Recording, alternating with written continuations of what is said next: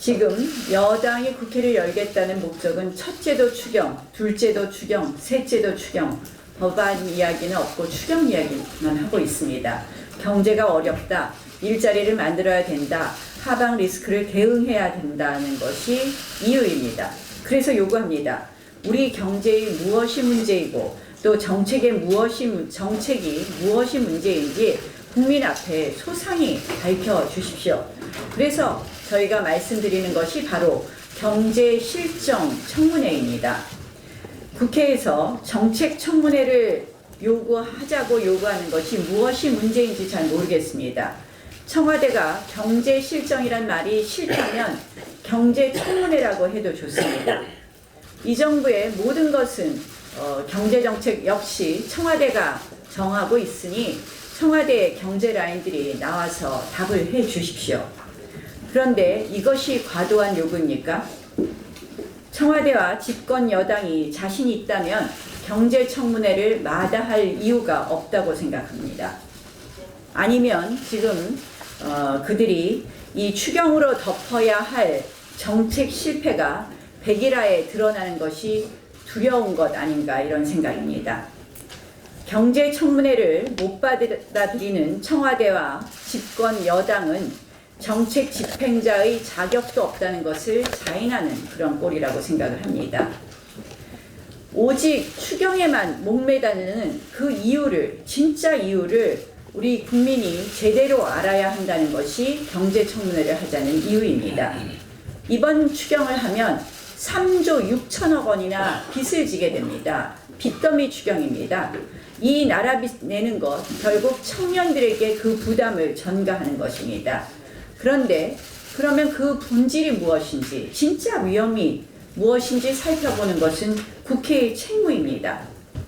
국회에서 대내외적 경제 리스크에 대해서 무엇이 문제인지 각 당이 함께 진단하고 대안을 내고 조속히 입법할 수 있도록 논의의 장을 여는 이러한 정책 청문회는 국회가 정책을 주도하는 새로운 국회 문화를 만드는 그런 이정표가 될 것입니다. 그래서 저희가 오늘 그러한 이정표를 만들기 위해서도 오늘 이러한 긴급 토론회를 마련했다는 말씀을 드립니다. 덧붙여서 협상 과정에 대해서 한 말씀 드리겠습니다. 지금 여당과 저희는 정말 치열하게 국회를 정상화하기 위해서 논의를 계속해 가고 있습니다. 아시다시피 가장 중요한 것은 이러한 국회의 사태가 일어나게 된 것은 청와대와 여당이 작년 12월 15일에 합의 처리해야 한다는 문구에도 불구하고 패스트트랙을 강행하고 야당을 한마디로 무시한 그러한 행태에서 시작된 것입니다. 그 신뢰를 복원하는 과정을 하나하나 차곡차곡 쌓아가고 있는데 청와대의 한번 행태를 보십시오.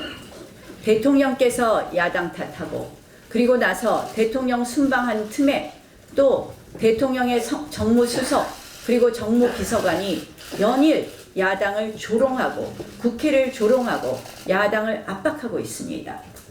청와대 정무라인이 해야 되는 것이 무엇입니까? 저는 노영민 실장 체제에 들어온 이후에 노영민 실장으로부터 한 번도 전화조차 받아본 적이 없습니다.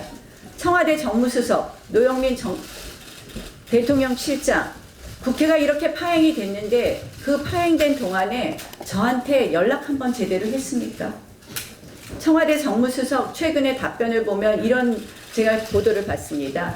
청와대 빠지라 그래서 우리가 연락 안 하고 있다.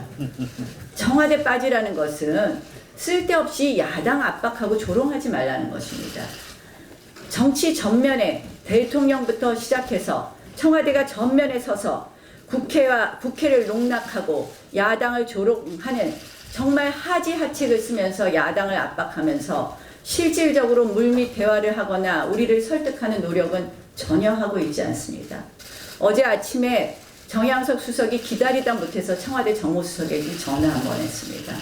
답변 준다 그러더니 오늘 아침에야 전화가 왔습니다. 이런 청와대가 과연 이런 청와대랑 우리가 이야기가 되겠습니까? 국회가 힘들게 하고 있는 일 정말 청와대가 재뿌리고 있습니다. 우리가 지금 국회를 복원하는 거 정말 신뢰의 벽돌을 한 장 한 장 쌓아 올리려고 하는데 지금 청와대가 이런 식으로 하면 국회를 어떻게 열 수가 있겠습니까?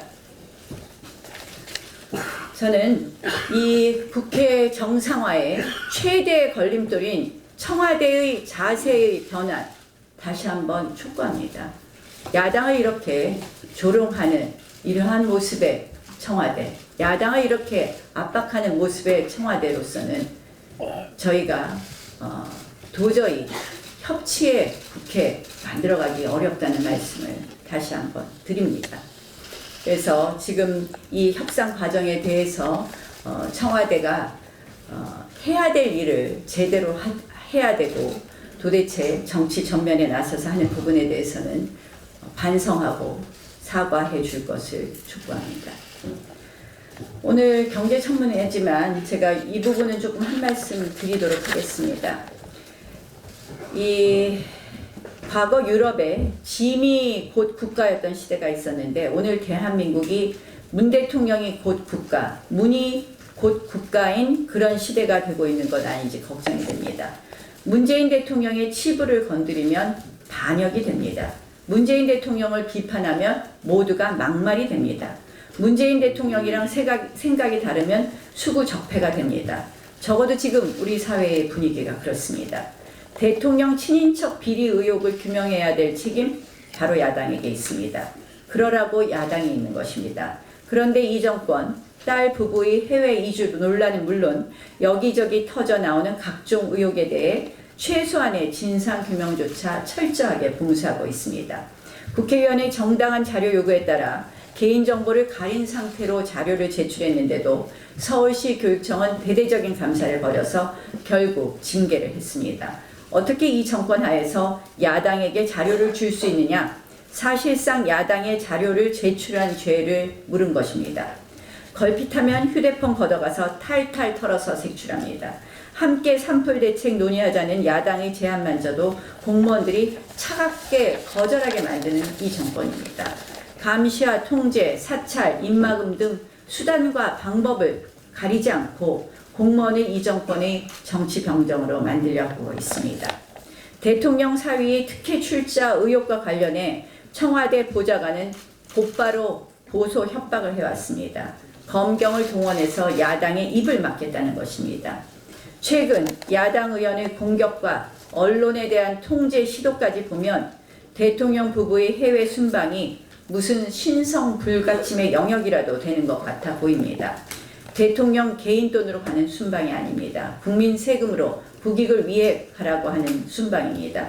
그런 해외 순방의 일정을 비판한 칼럼에 대해 청와대가 정정해 줄 것을 엄중히 요청했다고 합니다. 정정이 아닌 검열입니다. 요청이 아닌 협박입니다.